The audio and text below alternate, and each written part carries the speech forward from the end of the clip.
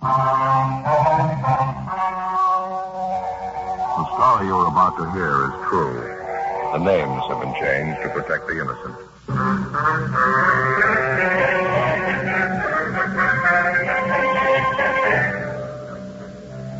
You're a detective sergeant. You're assigned to burglary detail. A dozen churches in your city are victimized by a team of experienced safe burglars. You track the suspects for weeks. You finally apprehend 3 men. Your job? Convict them.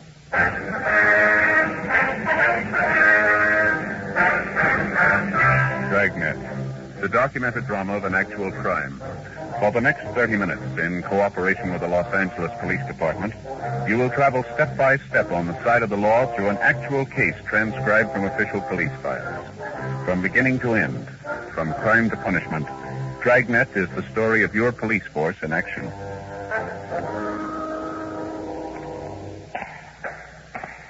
It was Sunday, March 5th.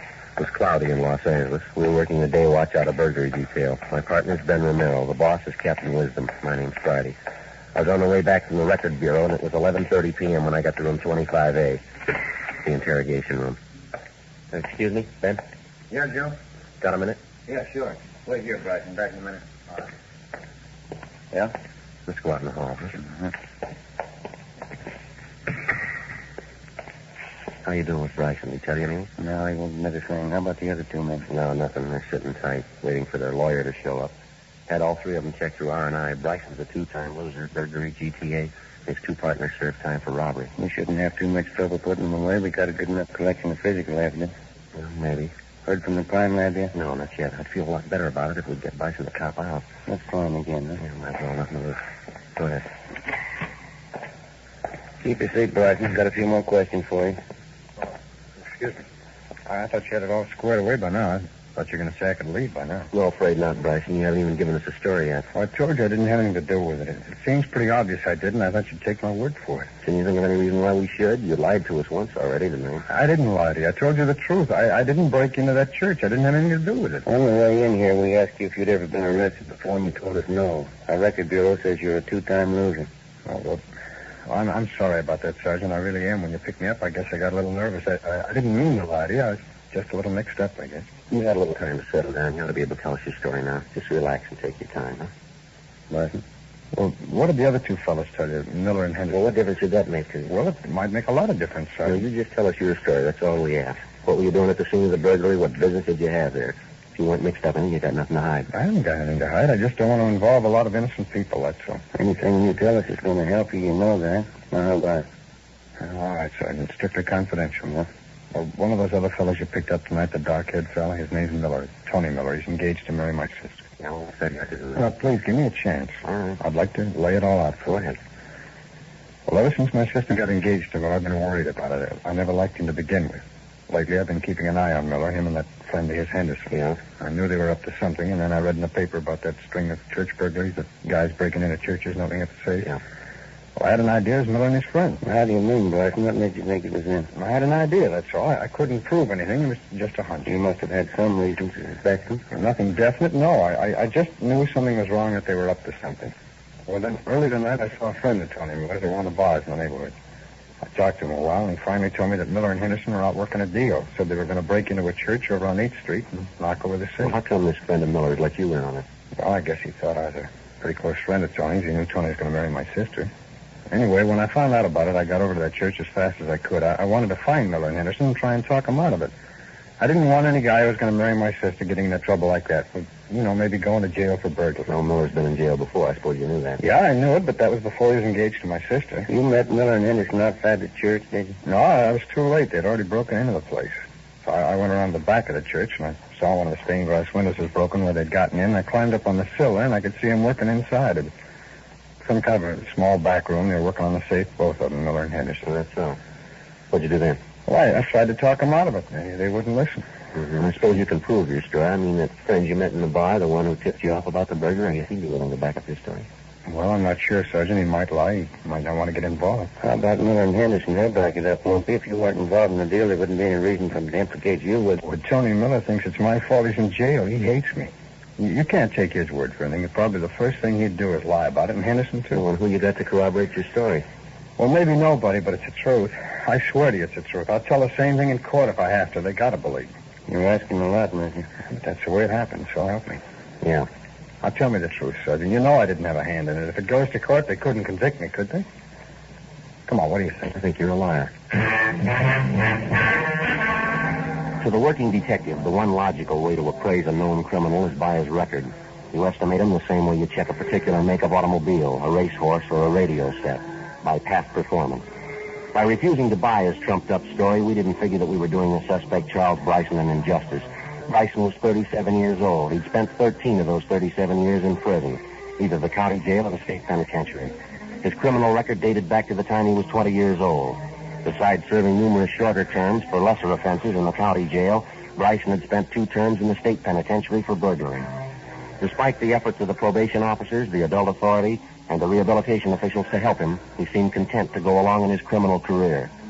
In this particular case, the series of church burglaries, we had good reason to believe that Bryson and his 2 accomplices, Miller and Henderson, were the guilty men.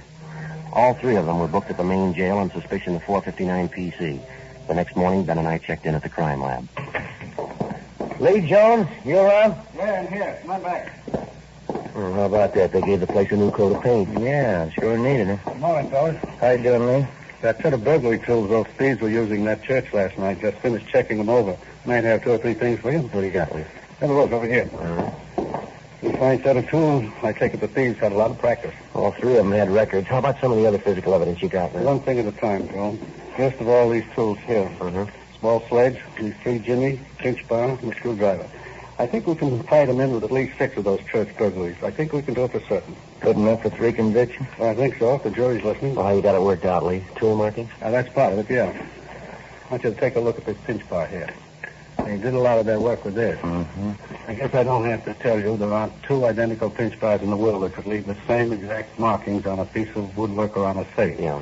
There aren't a pair of tools in the world that leave the same markings on anything. Yeah, we know, but can you show a jury positively that the thieves used this pinch bar here on 6 of the jobs they pulled? That's the idea. I compared specimen markings of every one of these tools against the markings made at the point of entry on 6 of the churches these thieves broke into. In every case, the markings match perfectly. These are the tools that made them, no doubt about it. The screwdriver, the set of windows, and the pinch bar. No, it sure won't hurt our case any. Get anything else, Lee? I examined the end of the pinch bar under the microscope, checked the screwdriver and Jimmy's too. The tips of each one of them are contaminated with particles of paint, different kinds of paint. Mm-hmm. I've already compared these paint transfers with samples of paint taken from the exterior of those churches that were broken into. Each one of them, they match all the way. The color of the paint, the age, degree of oxidation, the lead content, compares perfect. Now, come over here, something else. Mm-hmm. What you got there, Lee? These are the shoes the 2 men you found inside the church were wearing. These are the foot impressions the boys from Leighton Prince lifted off the floor in front of the safe inside the church. Yeah, I see. The linoleum on that church floor showed up the dust impressions of the feet pretty good. Did you make the prints? The boys from Leighton Prince did, yeah. Good impressions. You see here? General size of the shoe, the make, heel impressions, the wear pattern on the sole here, the whole general characteristics of both pair of shoes. Matches up to a T. How much is that going to mean to a jury, Lee? Well, I mean a lot. It's the truth. It's the same thing I've been telling you. It's the same thing. I'd like to tell every cop in the department, if you can place an object at the scene of a crime beyond a reasonable doubt, then don't go thrashing around looking for an object that's an exact duplicate. Don't play hawkshaw. Any microscope will tell you there are no 2 things in this world exactly identically alike. I don't care if it's a pair of shoes, a gun, a crowbar, or your 2 front teeth. Now, that's all it lines up to me. Think you're going to have trouble? I don't know, Lee. We shouldn't have. You got the 3 of them right at the scene of the crime. That ought to be enough for the court. Yeah, I hope so. You don't sound sure. Well, Lee, there's only one time I'm sure about thieves like Bryson. Yeah? When they check him in at San Quentin. 2 days later, Charles Bryson and his 2 accomplices, Henderson and Miller, were arraigned in municipal court and a date set for their preliminary hearing. 4 days later, the preliminary hearing was held and the 3 of them were bound over for arraignment in Superior Court. In the weeks that followed, before their arraignment and Superior Court trial, Ben and I worked along with the district attorney's office preparing the case against the 3 men, taking statements, running down additional evidence, checking and rechecking, piecing together the facts which we hoped would earn a conviction for each of the criminals. We weren't positive that had happened. The strongest part of our case was going to come out of the crime lab, the testimony of Lee Jones. And we knew as well as Lee did that, generally speaking, juries are not too much in sympathy with scientific fact when it has to do with physical evidence. Generally, they don't follow technical cases too well. We also knew that the three defendants had a good lawyer, a clever one. Getting convictions wasn't going to be easy. The trial opened in Superior Court June 2nd. Ben and I testified when we were called on. On the morning of June 9th, the jury retired to deliberate. Late that afternoon, we got a call from the Hall of Justice. Yes, Mitty. Yeah. Both of them, huh? I see, Well, that's life, I guess. Yes, thanks. Jury's back, Joe. They came up with a verdict. What's the story? Henderson and Miller, they found them both guilty of first-degree burglary. Yeah? What about Bryson? They let him go. Well, maybe it was no great shock to us, but after the time and effort we put in on the case, it was a disappointment. The worst of the three criminals had been set free. At the trial, Bryson had taken the stand and told the court the same cock and bull story he'd told Ben and I, that he'd gone to the church, the scene of the burglary, to plead with Henderson and Miller not to commit the crime. Bryson had a good personality and a fast line of talk. It wasn't hard to see how he could convince a jury that he was only an innocent bystander. The biggest obstacle that stood in the way of convicting Bryson was that the prosecution, the district attorney, according to law, could not call to the attention of the jury Bryson's previous criminal record, especially his 2 prior convictions for burglary. To them, because of the limitations of the law, he was presented as a private citizen with as much integrity and as clean of any previous guilt as you or your neighbor. Henderson and Miller were committed to the state penitentiary to serve sentences as prescribed by law, and Charles Bryson, shortly after the trial, left the city. 2 months passed. Saturday, August 8th, I started on my vacation. 2 weeks later, on August 22nd, I checked back in for work. Hi, Joe. Good to see you. Hi, Jim. What's been doing? Oh, not too much. How'd the vacation go? Well, pretty good, thanks. Mother and I went up north to visit some relatives up in Marin County. It was a nice trip for her. She hadn't been feeling too well, you know. Oh, it's too bad. Get any fishing done? A little, yeah. That's sure beautiful country up there. You been around? No, I took off today. Been putting in some full days while you've been gone. That's all. Anything special doing? Oh, nothing too big. String of chain store burglaries, south end of town. I've been working along with Ben. Yeah? Giving you much trouble? It's been going a couple of weeks. Not getting any better. I begin to feel the pressure a little. Well, how's it stand? Any leads on the suspect? Just one. Yeah? A guy by the name of Charles Bryson. When our suspect, Charles Bryson, left Los Angeles after his trial some 3 months before, we had reports that he was headed east for the city of Memphis, Tennessee. In subsequent weeks, we had word that he was also seen in St. Louis, Missouri, where police officers had him under surveillance as a possible suspect in a robbery there. On or about August 10th, the St. Louis police lost track of Bryson. A week later, the newest series of burglaries began throughout Los Angeles. The thief's M.O. matched that of Bryson down to the last detail. The places burglarized were chain stores, supermarkets generally. The method of entry was the same, prying open a back window with a pinch bar or similar tool. The manner in which the safes were opened in the various business places, that matched too. So did 5 sets of foot impressions found at the scene of 5 different burglaries, each of them made by a man wearing tennis shoes. The operation corresponded exactly to the way Bryson worked. But there was one big hitch in the investigation. Nobody could be sure Bryson was back in town. No one had seen him. No one had heard from him. Monday, August 24th, 8 a.m. Got us running in circles so far, Joe. I can't figure. I bet lunch money is Bryson, but we can't even start to prove it. Well, how about the people in town Bryson runs with? They all been checked out? The one we know about, yeah. His friends, relatives, all his known hangouts. We've been over it every inch of the way. If anybody knows, they're not saying. There's no trace of them. Yeah, that's a possibility. Maybe we're wrong. Go ahead. What do you mean maybe we're wrong? Well, the only lead we've got is the M.O. Bryson isn't the only thief who operates that way. It could be another man using the same system. Yeah, we thought about that. You ran a check through the stats office? Yeah, The only known burglars in our records who operate like Bryson are either in jail or out of town or they're dead. We checked it through a couple of times. Keeps coming out the same way. Bryson's the only strong lead we got. Yeah, but I got it. Burglary Friday. Yes, sir. You know, Sir Sergeant Tabor's out right now. Is there any message? Well, I guess about 10 minutes. Yes, sir. Right. I'll tell him. Thank you.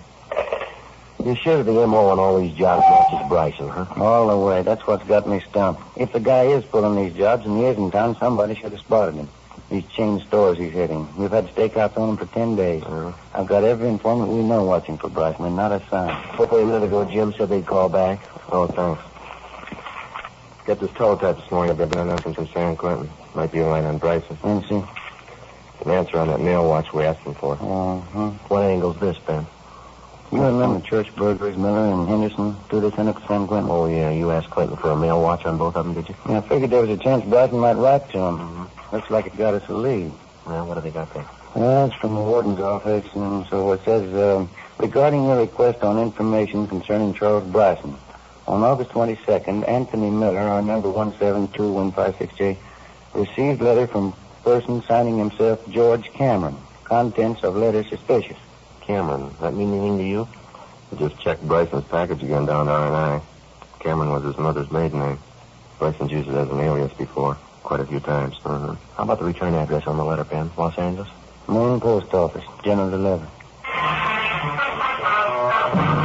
Monday, 10 a.m. We alerted the post office detail and arranged for a mail watch on all incoming letters through general delivery addressed to Charles Bryson, George Cameron, or to another of the suspect's known aliases. A week passed. No sign of Bryson, no trace of any of his correspondence through general delivery. Another week went by. 2 more chain store burglaries. The M.O. in each case was the same. It matched closely to Bryson's known working habits. But despite our precautions and the close check we maintained on his friends and his known hangouts, the suspect still remained unseen and unheard from. On September 9th, an informant of Ben's called us at the office and told us he thought he'd seen Bryson the night before. Yeah, Matty, where was that? Yeah, right, we'll check it, thank you. Bye. Bryson's supposed to have been seen there from Martin Beverly Boulevard last night, drinking in a bar up here. You pretty sure it was Bryson? He thinks so, yeah. Got the name of the place here. We can check with the bartender, see if he can identify Bryson's mugshot. Right. I'll get my top coat, huh? All right. I get it. Burglary Friday. Yes, sir. When was that? Yeah, go ahead. I got it. Yes, sir, right away. Post office detail. Bryson called for mail at the general delivery half an hour ago. Where is he? They following? 280 Glenmore, apartment 6. He's there now.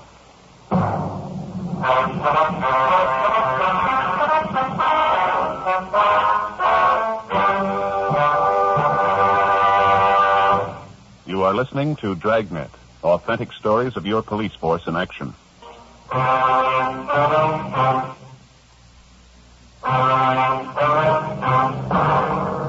September 9th, Tuesday, 11:30 a.m.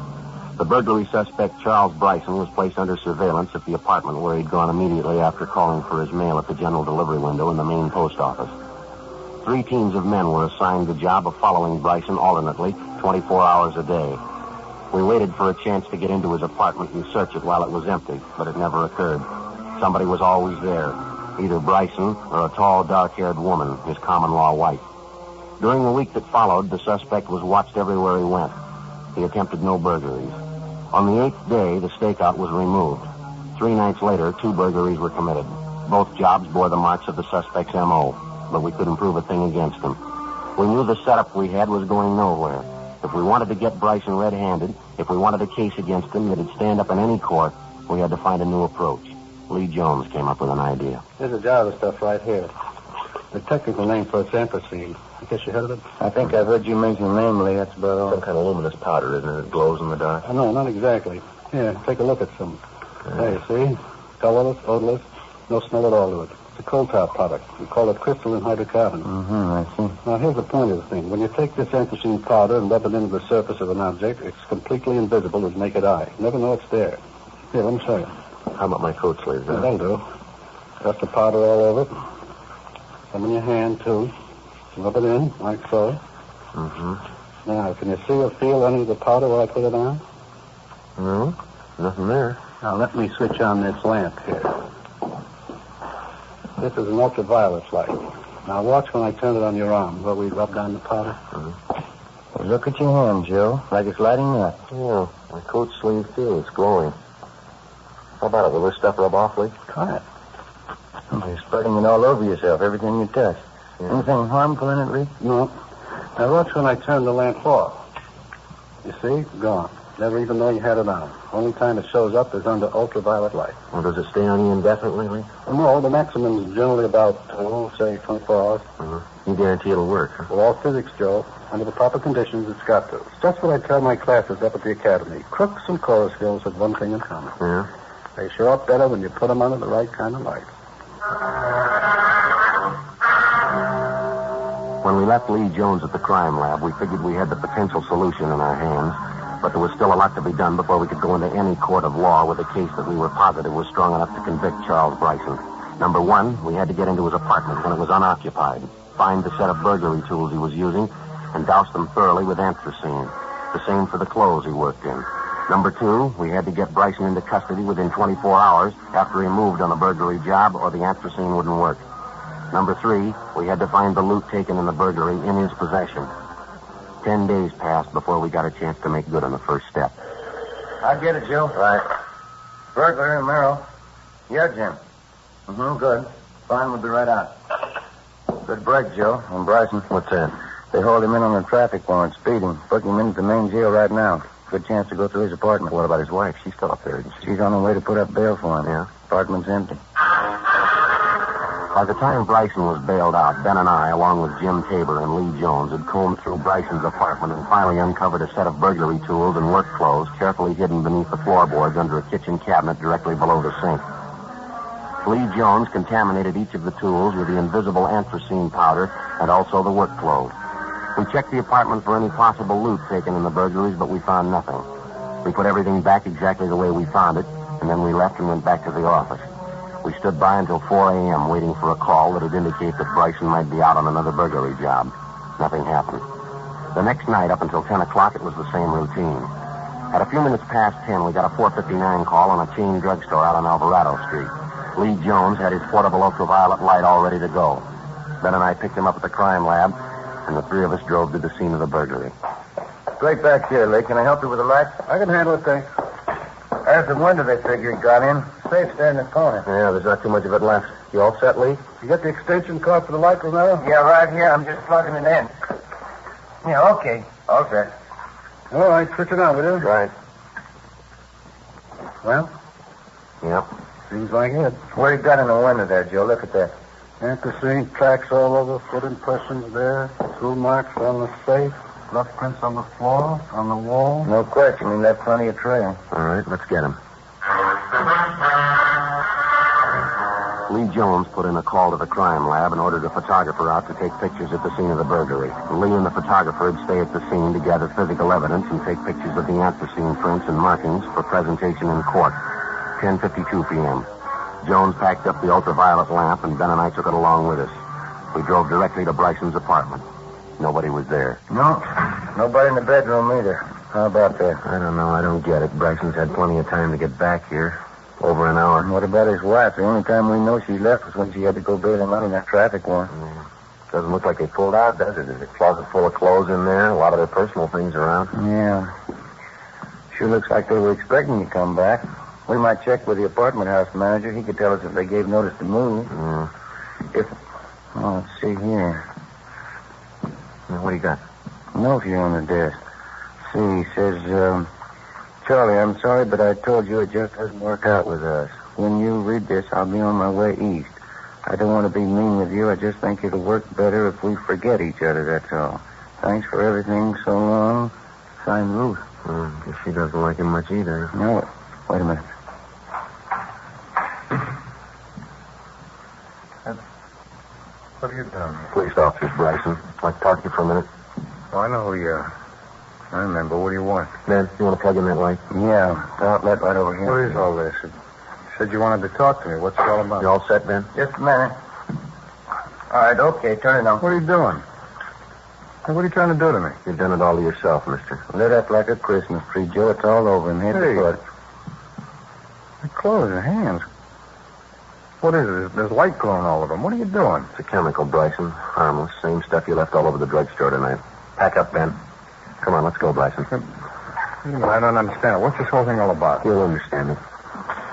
Here. Huh? A note for you. Oh.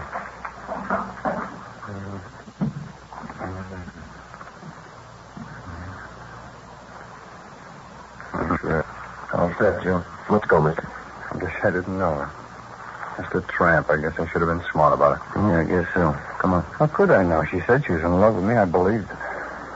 What am I going to say when they ask me? All our friends are all going to ask me. They'll say, what happened to Ruth? I'll say, what happened this time? What am I going to say happened this time? What are you going to say to the jury this time?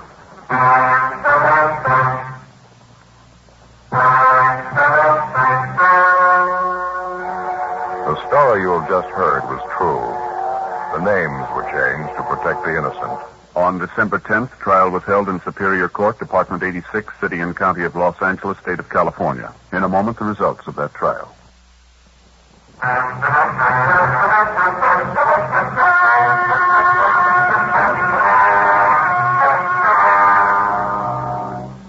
Charles Lang Bryson was tried and convicted on 3 counts of first-degree burglary. This is punishable by imprisonment in the state penitentiary for not less than 5 years. However, due to his previous convictions on this and other felony counts, Bryson was judged an habitual criminal. He was sentenced to spend the rest of his natural life in the state penitentiary.